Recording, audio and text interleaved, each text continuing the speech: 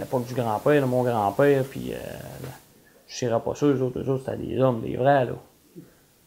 Il traînait un canot de bois qui pesait 500, 600 livres, là. À cette heure, maintenant, là, on essaie de tourner aux alentours de 250. Le plus léger possible, hein, plus léger qu'on a le droit, c'est 250 livres. Fait qu'on essaie de tourner aux alentours de ça. Pour l'avoir essayé, moi, j'ai essayé ça avec des canaux canaux de bois, là, comme mon grand-père faisait dans le temps. Là. C'est quelque chose. À cette heure, c'est correct, là, mais à cette époque-là, ça prenait vraiment des hommes avec une capacité physique là, plus que nous autres, on peut l'être aujourd'hui. La première chose que j'ai appris en canot, puis que les gars, je leur ai dit, ben tu lâches pas le canot. C'est vrai, c'est ça que c'est comme ça. Puis il y a une manière de se tenir en tirant le canot que si les pieds nous défoncent, bien que le corps tombe dans le canot. Là. Tu sais, c'est une manière qu'on apprend de le tirer. Là. On garde notre centre de gravité toujours par-dessus le canot. Fait que quand les pieds partent, bien, oups, là, puis ça arrive qu'on se trempe, mais on continue.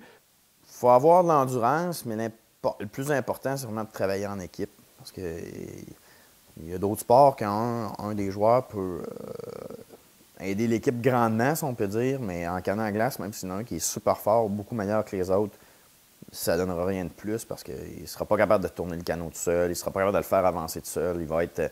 Puis si on ne force pas en même temps que les autres, ben on perd un peu notre coup. C'est vraiment là, c'est pour ça que la cadence est importante, autant à rame que quand on est en trottinette. Quelqu'un qui est plus dans le temps, là, il perd un peu comme son coup. Il essaie de faire avancer le canot tout seul quand les trois autres là, viennent d'arrêter leur coup. C'est vraiment le travail d'équipe. Pour moi, c'est un des sports, peut-être que la notion d'équipe est peut-être le plus important là, à l'intérieur. C'est sûr que les connaissances du fleuve sont bien importantes. Là. Les courants, les contre-courants, la marée haute, marée basse, surtout sur un changement de marée. Quand tu arrives sur un changement de marée et que tu es en compétition, il ne faut pas que tu l'oublies. Hein, parce que là, c'est à part être en montant, là, on va faire un petit bout à l'étal. Tu sais qu'à l'étal, tout est arrêté. Fait que là, c'est le temps d'en profiter. Mais là, après ça, on va repartir en baissant. Fait qu'il faut vraiment bien gager les choses parce que c'est ce qui va faire la différence entre toucher une cible ou carrément la manquer. Là. C'est bien important de connaître le fleuve. Puis, aussi de le respecter aussi parce que ça peut être assez dangereux des fois. Là. À des places là, où aller ou ne pas aller. Regarde, tu dis, gars, là, je n'irai pas là, parce que ça peut arriver que c'est dangereux. Il faut le respecter parce qu'il nous laisse faire. Là. On ne se bat pas contre lui. Là. On ne peut pas se battre contre ça. Là. Si vous verriez à quel point le fleuve peut être puissant, les glaces, là, ça pourrait briser un canot à glace là, en moins de 2. Là. Ça dépend toujours de ta position. Je dirais, quelqu'un peut faire du canot à glace et va être dans une position plus au milieu du canot. Donc là, à ce moment-là, ses connaissances ont besoin d'être moins élevées, je dirais. Il a besoin d'être plus en grande forme et être en tempo avec tout le monde.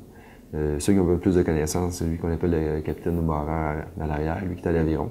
Donc à ce moment-là, quand l'équipe est à la rame, c'est lui qui va décider des chemins pour se faufiler. Est-ce que je prends cette langue d'eau-là? Est-ce que je prends la prochaine? Sur quelle glace je vais faire débarquer l'équipe? Donc ça, des fois, ça fait une grosse différence. Parce que si on arrive, si un barreur lance son équipe dans les glaces, mais c'est des glaces brisées, avec de la slush qui porte pas, comme on dit, quand c'est pas dur. Puis l'autre équipe, elle monte peut-être 10 pieds plus haut, puis elle arrive sur une belle plaque plus dure. Mais elle, c'est sûr qu'elle va repartir plus vite. Et à ce moment-là, elle va pouvoir prendre plus de vitesse sur les glaces, elle va pouvoir prendre son tempo plus rapidement. Donc, c'est deux choses qui vont faire qu'une va dépasser l'autre. Donc, c'est des petits facteurs comme ça que le barreur doit connaître. Puis une fois qu'on est sur les glaces, à ce moment-là, c'est les canotiers qui sont à l'avant du canot, à la trottinette, qui, eux autres, doivent vraiment regarder tout ce qui s'en vient. Ils doivent prendre en considération la vitesse du courant, ils doivent prendre en considération la hauteur des glaces, quel type de glace, est-ce qu'il y a des contre-courants, est-ce que le courant est arrêté, Donc, c'est des choses qui sont très importantes. Puis je vais dire, bon, on va arriver à la glace dans 2 longueurs. Puis là, les gars, ils rament.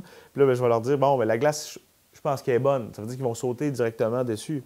Ou si je leur dis, mais elle ne sera pas solide, bien là, ils vont aller à leur trottinette, là, à la jambe dans le canot, puis l'autre. Tu sais, ça, c'est une communication. Puis des fois, ben, je peux le dire, là, les gars, je ne sais pas si elle va être bonne, la glace en avant. Tu sais. Fait que là, ben, là, ils vont aller à leur trottinette, mais aussitôt, hop, elle est bonne, ben, là, ils vont sauter là, sur la glace. Tu sais. Fait que ça se passe tout vite, ces choses-là. Mais c'est pour ça que ça demande tellement de pratique pour venir, puis le bruit dans le canot, hein, la glace avec la coque, tu t'entends pas beaucoup. Fait que les gars qui sont proches de toi, il faut qu'ils répètent le signal à ceux d'en avant. Puis faut pas que tu commences à te faire des phrases complètes pour te comprendre. Fait que c'est tout ça, la cohésion de 5 gars, là, qui, tu vas dire des syllabes, des mots, puis là, à un moment donné, tu viens que tu te comprends juste par un regard que tu te jettes là, un à l'autre. C'est ça qui est la beauté aussi de ça. Là.